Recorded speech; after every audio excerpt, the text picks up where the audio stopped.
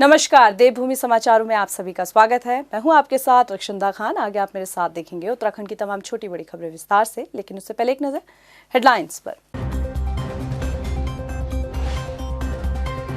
देहरादून में शुरू हुआ राज्य स्तरीय खेल महाकुंभ। सीएम धामी ने किया शुभारंभ। खिलाड़ियों को भोजन भत्ता बढ़ाने के साथ ही नकद इनाम का ऐलान।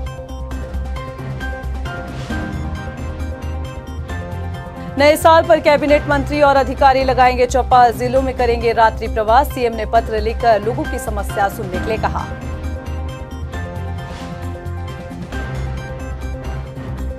राजधानी देहरादून में मर्डर से फैली सनसनी। 35 वर्षीय युवक का बोरे में मिला शव। दोस्ती के साथ मिलकर किराए पर रहता था युवक। मामले की जांच में जुटी पुलिस।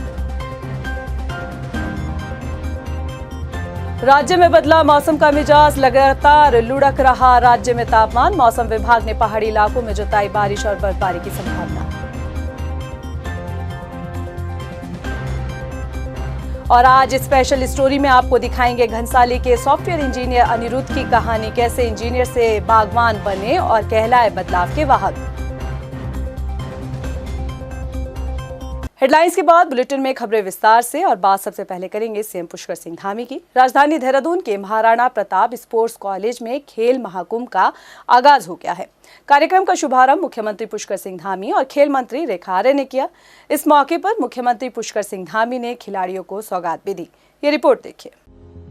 कड़कड़ाती ठंड के बीच खेलते कूदते ये युवा खिलाड़ी एक दिन उत्तराखंड का नाम राष्ट्रीय और अंतर्राष्ट्रीय खेल स्पर्धाओं में रोशन करेंगे।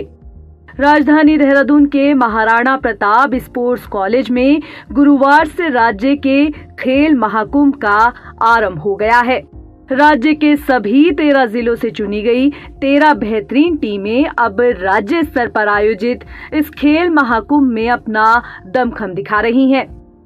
खेल महाकुंभ के शुभारंभ के मौके पर पहुंचे सीएम पुष्कर सिंह धामी ने उम्मीद जताई है कि राज्य का युवा खिलाड़ी अब पहाड़ की जवानी को बेकार नहीं जाने देगा। ये युवा उत्तराखंड को राष्ट्रीय और अंतर्राष्ट्रीय खेल स्पर्धाओं में न सिर्फ मेडल दिलाएगा बल्कि राज्य को सम्मान भी दिलाएगा। सीएम धामी ने आश्वस्त किया कि राज्य के खिलाड़ियों को सरकार हर संभव मदद देने के लिए तैयार है।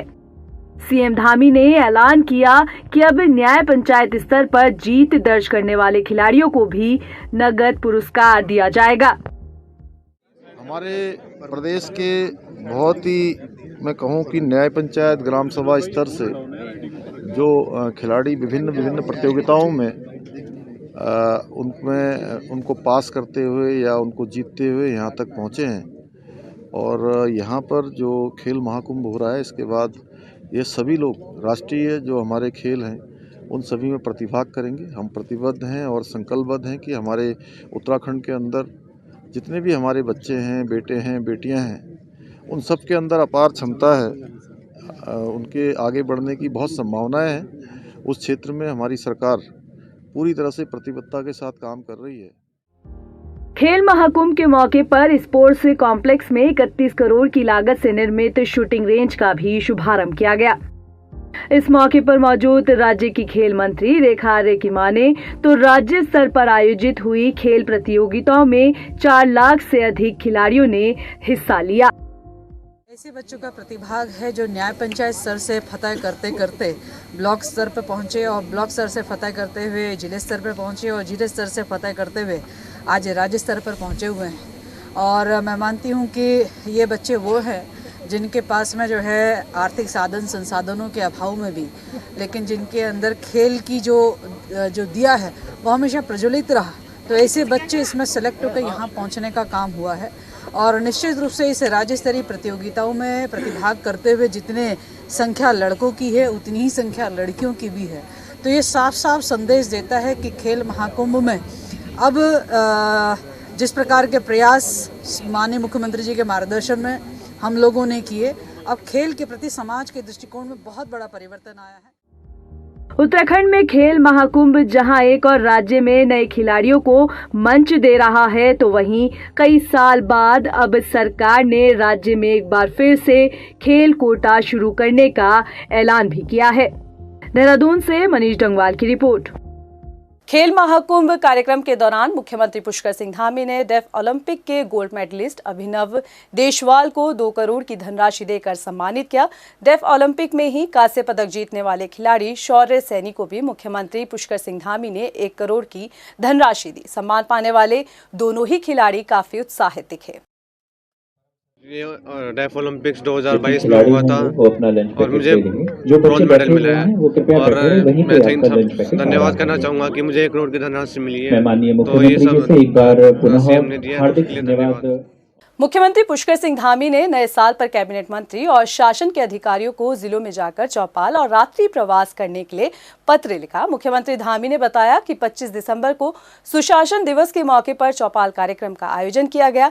इस आयोजन को आगे बढ़ाने के लिए मुख्यमंत्री ने मंत्रियों और अधिकारियों से चौपाल और रात्रि प्रवास करने के लिए कहा है। अधिकारी और मंत्री रात्रि प्रवास के जरिए लोगों की समस्या सुनेंगे।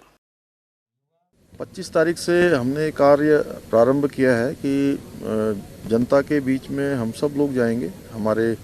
मैं स्वयं भी जा रहा हूं, हमारे माननीय मंत्रीगण भी जाएंगे, हमारे विधायकगण भी जाएंगे, साथ में सभी अधिकारीगण भी जो है अपना अपना प्रवास लगाकर रात्रि चौपालों के माध्यम से, ग्राम चौपालों के माध्यम से उन्हीं के स्थानों पर जाकर लोगों की समस्याओं को सुनेंगे और त्वरित रूप से उनका समाधान करेंगे। जिनका समाधान तत्काल हो सकता होगा उनको तत्काल करेंगे और जो दीर्घकालिक कुछ काम होंगे तो उन कामों को आगे प्रस्तावों में सम्मिलित करेंगे। यूके पेपर लीक मामले में एसटीएफ आरोपियों की संपत्ति का आंकलन कर रही है। एसटीएफ ने यूके पेपर लीक मामले के मुख्य आरोपी हाकम सिंह और चंदन सिंह की सभी संपत्तियों का आंकलन कर लिया है। एसटीएफ ने बताया कि आरोपी हाकम सिंह 10 करोड़ से ज्यादा की संपत्ति का मालिक है, जिसे जल्द जब्त किया जाएगा। एसटीएफ ने आरोपी चंदन सिंह की चल अचल संपत्ति के अलावा परिजनों के बैंक खातों पर फ्रीज की कार्यवाही की है। चंदन सिंह 40 लाख रुपए की संपत्ति का मालिक बताया गया है। एसटीएफ ने आरोपी अंकित रमोला के बैंक अकाउंट के 15 लाख रुपए को होल्ड किया। जैसा कि आपको पता है कि यूके से संबंधित जो भर्ती में अनियमितताएं हुई थी उस संबंध में गैंगस्टर एक्ट की विवेचना भी एसटीएफ द्वारा की जा रही है। इसमें पूर्व में एक अभियुक्त हाकम सिंह की संपत्ति जब्तीकरण की रिपोर्ट डीएम देहरादून को भेजी गई थी। आज 2 और अभियुक्त हैं, चंदन सिंह मनराल और अंकित रमोला। इन दोनों की भी चल अचल संपत्ति का संपूर्ण ब्यौरा इकट्ठा करके और वो एक रिपोर्ट संपत्ति जब्तीकरण के संबंध में डीएम देहरादून को भेजी गई। राजधानी देहरादून के डालनवाला क्षेत्र में मर्डर से सनसनी फैल गई। मामला मोहिनी रोड के संजय कॉलोनी का बताया गया, जहां पर 35 वर्षीय युवक का शव बोरे में मिला। युवक उत्तर प्रदेश के बिजनौर का रहने वाला था। जानकारी के मुताबिक युवक पिछले 3 महीनों से अपने दोस्त सलीम के साथ संजय कॉलोनी में किराए के मकान पर रह रहा था। पुलिस ने बताया कि 24 दिसंबर से कमरे में ताला लगा हुआ था। कमरे में बदबू आने के बाद मकान मालिक ने पुलिस को इसकी जानकारी दी। कमरा खोलने पर युवक का शव बोरे में मिला। शव को कब्जे में लेकर पोस्टमार्टम के लिए भेजा गया है। मौके पर फॉरेंसिक टीम भी बुलाई गई है। पुलिस ने मामले में जांच शुरू कर दी है। मृतक का दोस्त फरार बताया जा रहा है, जिसकी तलाश की जा रही है। पुलिस इस मामले में हर एंगल से जांच कर रही है। जी, डालनवाला में जो मर्डर वाला केस है भगत सिंह कॉलोनी वाला, इसमें मृतक की शनाख्ती हो गई है। अशरफ नाम का है, ये बिजनौर का रहने वाला है। उसके साथ जो है एक लड़का सलमान है, वहीं बिजनौर का। वो पिछले लगभग 1 महीने से वहाँ किराए पर रह रहे थे और सलमान फरार चल रहा है। तो उसकी हम जानकारी कर रहे हैं क्या कैसे क्या करना है। हमारी फॉरेंसिक टीम वहाँ चली गई है। अधिकारियों ने उसकी जांच कर ली है, मौके का निरीक्षण कर लिया गया है और बहुत जल्दी इसका पर्दाफाश करेंगे। हल्द्वानी के बनभूलपुरा क्षेत्र में रेलवे अतिक्रमण को लेकर आज विधायक सुमित हृदयेश के साथ कई जनप्रतिनिधियों ने डीएम और एसएसपी से मुलाकात की। इस दौरान उन्होंने रेलवे अतिक्रमण के दौरान हटाए जा रहे लोगों को विस्थापन किए जाने की मांग की। जिला प्रशासन से मांग करते हुए सभी जनप्रतिनिधियों ने कहा कि क्षेत्र में 4500 से अधिक परिवार रहते हैं जो सीधे बेघर हो रहे हैं। ऐसे में ठंड में मानवता को देखते हुए उन्हें समय दिया जाना चाहिए। मामले में विधायक सुमित हृदयेश ने सुप्रीम कोर्ट में जाने की भी बात कही। मानवता के जो ग्राउंड बनते हैं, ह्यूमैनिटेरियन ग्राउंड्स पे हम लोग आ जाए। आप देख रहे हैं किस प्रकार से पारा गिरता जा रहा है और जो कड़ाके की ठंड पड़ रही है और 4500 मकान। ठीक है, हम सुप्रीम कोर्ट जा रहे हैं, अभी उसका मेंशन हुआ है, उसकी सुनवाई की कौन सी तारीख मिलती है, कई सारी चीज़ें हैं। तो ये सारी चीज़ों पे, और प्लस जो कल ज्ञापन हमने सौंपा था माननीय मुख्यमंत्री जी के लिए, तो उनसे हमने जानकारी ली कि संज्ञान मुख्यमंत्री जी को है, तो उन्होंने बताया कि पूरा संज्ञान भी है, और हमने उनको अवेयर कराया कि 4500 अगर खुदा ना खास्ता 1% सुप्रीम कोर्ट से स्टे नहीं मिलता तो कैसी भयावह स्थिति उत्पन्न हो सकती है। तो ये सारी जानकारी, क्योंकि ज़िला के हमारे अधिकारी हैं और पुराने अधिकारी हैं, अनुभवी अधिकारी हैं, तो ये सारी चीज़ों से अवगत भी उन्हें कराया। और जो आपने देखा होगा कल एक मिसाल कायम हुई, आप इतना बड़ा यहाँ पे प्रोटेस्ट हुआ। Roorkee college of engineering college में अटल भाषण प्रतियोगिता का आयोजन हुआ, जिसमें क्षेत्र के करीब 8 प्रशिक्षण संस्थानों के छात्रों ने हिस्सा लिया। कार्यक्रम में प्रतिभाग करने वाले छात्रों को सम्मानित भी किया गया। कार्यक्रम में शामिल हुए पूर्व मुख्यमंत्री हरिद्वार सांसद रमेश पोखरियाल निशंक ने छात्रों को संबोधित करते हुए पूर्व पीएम अटल बिहारी वाजपेयी को याद किया। कार्यक्रम के दौरान रमेश पोखरियाल निशंक ने कोरोना के नए वेरिएंट से बचाव के लिए लोगों को कोरोना गाइडलाइन पालन करने की अपील की। पूरी दुनिया में जिस तरीके से पीछे की समय तबाही मचाई है, उसमें भी आपने देखा होगा कि भारत हमारे देश के यशस्वी प्रधानमंत्री नरेंद्र मोदी जी के नेतृत्व में सुरक्षित रहा है और 3 डोज हो गए हैं। अभी पूरी दुनिया के लोग अब समझ में आ रहे हैं, जब दोबारा कोरोना शुरू हो गया तो उनको लगता है कि भारत के प्रधानमंत्री ने क्या जादू किया। उनको पता था कि कहीं ऐसा ना हो, इसलिए अपने लोगों को पहले ही सुरक्षित कर दिया। लेकिन मैं आग्रह करूंगा सभी लोगों से कि एसओपी का जो है ज़रूर पालन करें।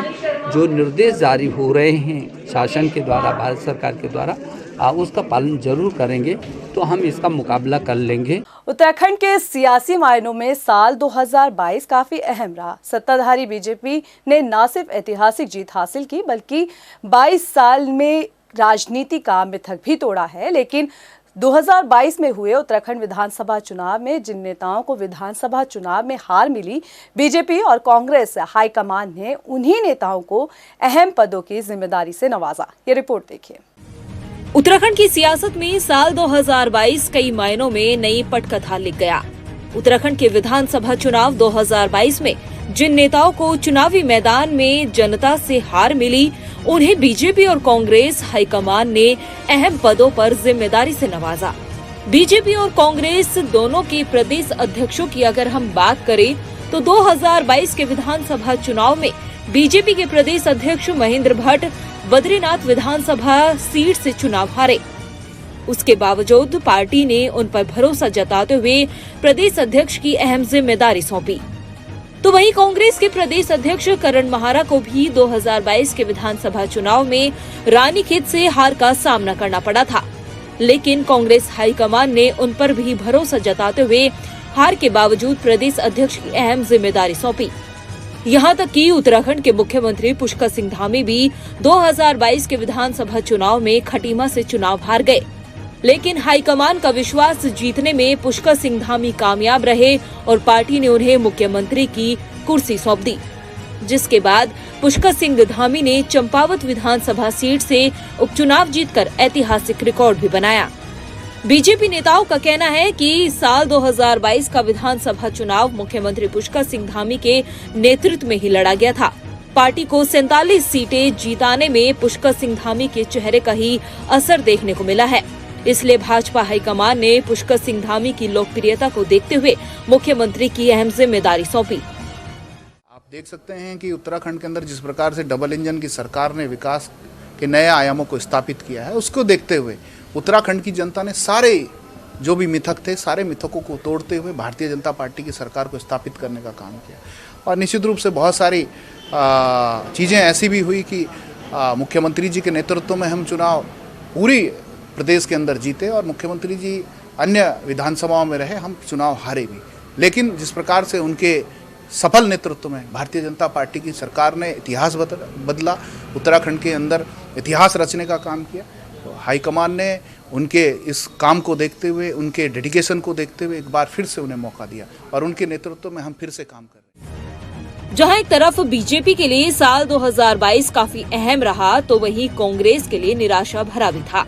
हालांकि विधानसभा चुनाव हारने के बाद कांग्रेस के कई नेताओं को अहम पदों से नवाजा भी गया। अहम पदों पर जिम्मेदारी मिलने को लेकर कांग्रेस की प्रदेश प्रवक्ता गरिमा दसोनी का कहना है कि हार जीत चुनाव में एक सिक्के के दो पहलू है। इसलिए चुनाव हारने के बाद अहम जिम्मेदारी मिल जाना इस बात का भी संकेत है कि पार्टी हाईकमान की नजरों में योग्यता सबसे बड़ा मायने रखती है और कांग्रेस में खासकर योग्यता के आधार पर ही पद की जिम्मेदारी दी जाती है। हार और जीत जो है सिक्के के दो पहलू की तरह हैं। जो हारता है वही आगे जाकर जीतता है। संघर्षों से ही अपना आयाम स्थापित करते हैं या अपनी मंजिल को हासिल करते हैं। ऐसे में ये ऐसा नहीं है कि लगातार हारते ही चले गए। 2 बार के विधायक हैं माननीय करण मेहरा जी, वहीं महेंद्र भट्ट जी भी पूर्व विधायक हैं। पुष्कर सिंह धामी ने 2 से 3 बार अपनी विधानसभा का प्रतिनिधित्व किया। ये तो चांस की बात है, लक की बात है। और थोड़ा बहुत मैं कहूंगी कि जनता का आशीर्वाद अगर कम मिला भी है तो पार्टियां जानती हैं कि किसमें कितना कैलिबर है और किसमें कितनी योग्यता है, उसके आधार पर ही व्यक्ति को चुना जाता है। भारतीय जनता पार्टी का मुझे नहीं पता, लेकिन हमारे वहाँ योग्यता की बहुत कदर है। साल 2022 उत्तराखंड में उन नेताओं के लिए भी आगे के लिए प्रेरणा बनकर रह गया जो चुनाव हारने के बाद मायूस हो जाते हैं। उनके लिए साल 2022 एक ऐसा उदाहरण है जब दिग्गज नेता चुनाव हारने के बाद अहम पदों की जिम्मेदारी मिलने की पटकथा लिख गए। टाइम टीवी के लिए देहरादून से मनीष टंगवाल की रिपोर्ट। नए साल से पहले ही उत्तराखंड में मौसम का मिजाज बदल गया है। राज्य के 5 जिलों में पर्वतीय इलाकों की अगर हम बात करें तो 48 घंटे का बारिश और बर्फबारी का अलर्ट भी जारी किया गया है। संभावना जताई गई है कि जल्द ही बारिश और बर्फबारी पड़ सकती है। तापमान में भी गिरावट दर्ज की गई है। आने वाले दिनों में ठंड बढ़ने के आसार हैं। मौसम विभाग ने पहले ही उधम सिंह नगर और हरिद्वार जिले के लिए शीतलहर का ऑरेंज अलर्ट जारी किया है। लोगों से ठंड से बचने के लिए अपील भी की जा रही है। नए साल पर सुरक्षा को लेकर डीजीपी अशोक कुमार ने वीडियो कॉन्फ्रेंसिंग के जरिए देहरादून, पौड़ी गढ़वाल, टिहरी गढ़वाल और नैनीताल के अधिकारियों के साथ बैठक की। इस दौरान नए साल पर राज्य में आने वाले पर्यटकों के साथ मित्र पुलिस की तरह व्यवहार करने के लिए कहा गया। साथ ही पर्यटकों और स्थानीय लोगों की सहूलियत को देखते हुए रूट डाइवर्ट करने के लिए भी कहा गया। डीजीपी ने निर्देश दिए कि होटल बुकिंग वाले पर्यटकों को ही नैनीताल और मसूरी जाने दिया जाएगा। नववर्ष के आगमन पर स्वागत करता हूं जो लोग उत्तराखंड में आते हैं, टूरिस्ट आते हैं, तथा उन्हें नए साल की शुभकामनाएं देता हूं। मेरा सभी से अनुरोध है कि नया वर्ष हर्षोल्लास के साथ मनाएं, किंतु साथ ही ये भी अनुरोध है कि शालीनता पूर्वक मनाएं। नए वर्ष के दौरान ट्रैफिक मैनेजमेंट हमारे लिए एक बहुत बड़ा चैलेंज रहता है, विशेषकर नैनीताल में, हल्द्वानी में, देहरादून में, मसूरी में और ऋषिकेश और वरेहतर ऋषिकेश, यानी जो तपोवन और लक्ष्मण झूला क्षेत्र है वो सब। तो इन सब के आज मैंने ट्रैफिक की समीक्षा भी की है। तो मेरा सभी आने वाले पर्यटकों से और जो यहाँ के स्थानीय निवासी हैं उन सब से अनुरोध है कि यातायात प्रबंधन में हमारा सहयोग करें। नए साल के जश्न को लेकर पर्यटन नगरी सैलानियों का स्वागत करने के लिए तैयार है। नए साल के जश्न के लिए नैनीताल की माल रोड लाइटों से सजाई गई है। इसके अलावा प्रशासन ने पर्यटकों की गाड़ी के लिए पार्किंग व्यवस्था भी की है। पार्किंग स्थलों को चिन्हित किया गया है, साथ ही रूट भी डाइवर्ट किए गए हैं। आपको बता दें कि नए साल पर अन्य राज्य से पर्यटक उत्तराखंड का रुख करते हैं। ऐसे में पुलिस प्रशासन सुरक्षा को लेकर अपने इंतजाम पुख्ता किए हुए है। तो नैनीताल में आपने देखा होगा 25 तारीख को जो व्यवस्था रही है हमारी, वैसे ही हमारी 31 के लिए भी रहेगी। और नैनीताल शहर में आपने देखा होगा होटल एसोसिएशन के माध्यम से हम लोगों ने जरा जो लाइटिंग की व्यवस्था इस बार डिफरेंट तरीके से कर रखी है, तो उसको भी हम आगे कंटिन्यू कर रहे हैं कि कम से कम जब तक के जाड़ों का सीज़न ख़त्म नहीं हो जाता तब तक हमारी लाइटिंग की व्यवस्था वैसी रहेगी। पर जो ट्रैफिक जो है आपका उधम सिंह नगर से होते हुए आएगा वो लाल कुआं होते हुए 3 पानी से आपका नरीमन चौराहे से होते हुए नैनीताल की ओर जाएगा। इसमें 2 व्हीलर्स के लिए केवल नैनीताल के 2 व्हीलर्स को ही अलाउड कर रहे हैं हम लोग 31 में ऊपर जाने के लिए। नया साल आने वाला है और ऐसे में पुलिस के आगे सबसे बड़ी समस्या ट्रैफिक व्यवस्था है। हालांकि इस चुनौती से निपटने के लिए पुलिस ने ट्रैफिक प्लान भी तैयार कर लिया है। मसूरी में बढ़ते क्राउड पर नियंत्रण करने के लिए पुलिस ने नया रूट प्लान तैयार किया है। एसपी ट्रैफिक ने बताया कि मसूरी उन्हीं पर्यटकों को जाने की इजाजत होगी जो होटल बुकिंग दिखाएंगे। जाम के झाम से निपटने के लिए रूट भी डाइवर्ट होंगे। पुलिस ने इसकी जानकारी अपने फेसबुक अकाउंट और ट्विटर पर भी शेयर की। मसूरी को लेके, चूंकि मसूरी में जो हमने पार्किंग की मैपिंग की है, लगभग 1200 के आसपास हमारी प्राइवेट पार्किंग है और 850 कार की गवर्नमेंट पार्किंग है। और अगर हम ये हर बार का ट्रेंड देखें तो 4,500 से ज़्यादा वाहन मसूरी के लिए जाते हैं। अब उन सारे वाहनों से अलावा अगर लोकल वाहन भी वहाँ जा रहे हैं तो कहीं ना कहीं ये चोकिंग हो जाता है, इमरजेंसी वाहनों की मूवमेंट का भी प्रॉब्लम आ जाता है। तो एक डिसीजन लिया गया है कि कुठाल गेट और आगे कोलूखेत एरिया में पुलिस पिकेट रहेगी और सिर्फ होटल बुकिंग हो या लोकल लोग हो या जो गंगोत्री या उत्तरकाशी की तरफ जाने वाले वाहन हैं उनको ही हम लोग इन चेक पॉइंट से जाने देंगे। कहते हैं ना, अगर नियत साफ हो तो मंजिल मिल ही जाती है। अपनी मंजिल पर पहुंचने के लिए सब मेहनत जरूर करते हैं और उसका फल भी मिलता है। आज आपको स्पेशल स्टोरी में दिखाएंगे घनसाली विधानसभा के रहने वाले सॉफ्टवेयर इंजीनियर अनिरुद्ध नेगी कैसे ऑफिस के काम के साथ साथ बागवानी कर रहे हैं और एक मिसाल भी कायम कर रहे हैं। पलायन को रोकने के लिए उन्होंने उदाहरण भी दिया। ये रिपोर्ट देखिए। तस्वीर टिहरी जिले के घनसाली विधानसभा के सुनार गांव की है, जहां सॉफ्टवेयर इंजीनियर अनिरुद्ध नेगी ने बागवानी कर पहाड़ से पलायन को रोकने की मिसाल पेश की। अनिरुद्ध यूएसए में सॉफ्टवेयर इंजीनियर के पद पर कार्यरत थे, मगर कोरोना काल में अनिरुद्ध स्वदेश लौट आए। स्वदेश आने पर अनिरुद्ध ने अपने गांव में रहने का फैसला किया। अनिरुद्ध बताते हैं कि परिवार के गांव से पलायन करने के बाद उनके दादा का बनाया घर खंडर में तब्दील हो गया है। मौजूदा समय में गांव से करीब 50% लोग पलायन भी कर चुके हैं, लेकिन यूएसए से आने के बाद अनिरुद्ध ने गांव में पड़ी बंजर जमीन पर बागवानी करने का फैसला किया। अनिरुद्ध आज कई एकड़ जमीन पे पैट, पुलम, अखरोट, कीवी, अमरूद और आम की बागवानी कर रहे हैं। बेसिकली मेरी इस जगह में रुचि इस तरीके से बनी कि हम जैसे हिमाचल और जम्मू कश्मीर घूमने जाते हैं तो वहाँ जाके देखने में समझ में आया है कि यही सेम क्लाइमेट, यही सेम सॉइल, काफ़ी हद तक सिमिलैरिटी है, बट वो लोग अपनी लैंड का यूटिलाइज़ कर रहे हैं और हमारे यहाँ पे लैंड बैरन पड़ा हुआ है, बंजर पड़ा हुआ है, जो आज की डेट पे जानवरों से और ज़्यादा बैरन होता जा रहा है, जानवरों के एनक्रोचमेंट से ना। तो वहाँ से हमें समझ में आया कि सेम चीज़ होते हुए भी उत्तराखंड में सारा लैंड बैरन है, लोग माइग्रेट कर चुके हैं। तो इन्हीं चीज़ को कल्टीवेट अगर करा जाए तो सेम क्रॉप, कैश क्रॉप्स हम भी ले सकते हैं जैसे JNK और हिमाचल में लिया जा रहा है, और इस तरीके से वो लोग वहाँ पे माइग्रेट भी नहीं कर रहे हैं और अपना सेम मतलब अपने घर पे रह के ही अपना रोज़गार कर रहे हैं। तो इसीलिए मैं अभी करंटली अपने वर्क फ्रॉम होम पे हूँ और अपने गांव से ही अपना काम भी करता हूँ ऑफिस का, साथ साथ अपने बगीचे को भी मैनेज करता हूँ। अनिरुद्ध बताते हैं कि बागवानी करने की प्रेरणा उन्हें उनके पिता से मिली। पिता घनपाल सिंह नेगी गढ़वाल मंडल विकास निगम से रिटायर्ड है। सॉफ्टवेयर इंजीनियर अनिरुद्ध ने स्वरोजगार का उदाहरण पेश किया है। आज अनिरुद्ध उन युवाओं के लिए मिसाल हैं जो अपने गांव वापस आना चाहते हैं। टिहरी से पंकज भट्ट की रिपोर्ट। अभी के लिए फिलहाल इतना ही, मुझे दे इजाजत, लेकिन चलते चलते नजर डाल लेते हैं हेडलाइंस पर। देहरादून में शुरू हुआ राज्य स्तरीय खेल महाकुंभ। सीएम धामी ने किया शुभारंभ। खिलाड़ियों को भोजन भत्ता बढ़ाने के साथ ही नकद इनाम का ऐलान।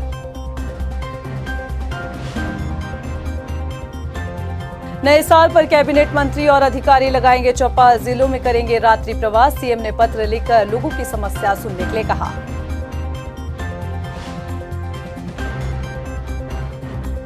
राजधानी देहरादून में मर्डर से फैली सनसनी। 35 वर्षीय युवक का बोरे में मिला शव। दोस्ती के साथ मिलकर किराए पर रहता था युवक। मामले की जांच में जुटी पुलिस।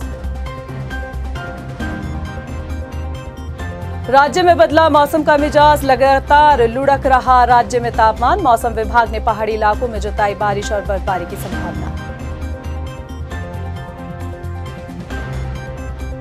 और आज स्पेशल स्टोरी में आपको दिखाएंगे घनसाली के सॉफ्टवेयर इंजीनियर अनिरुद्ध की कहानी, कैसे इंजीनियर से बागवान बने और कहलाए बदलाव के वाहक।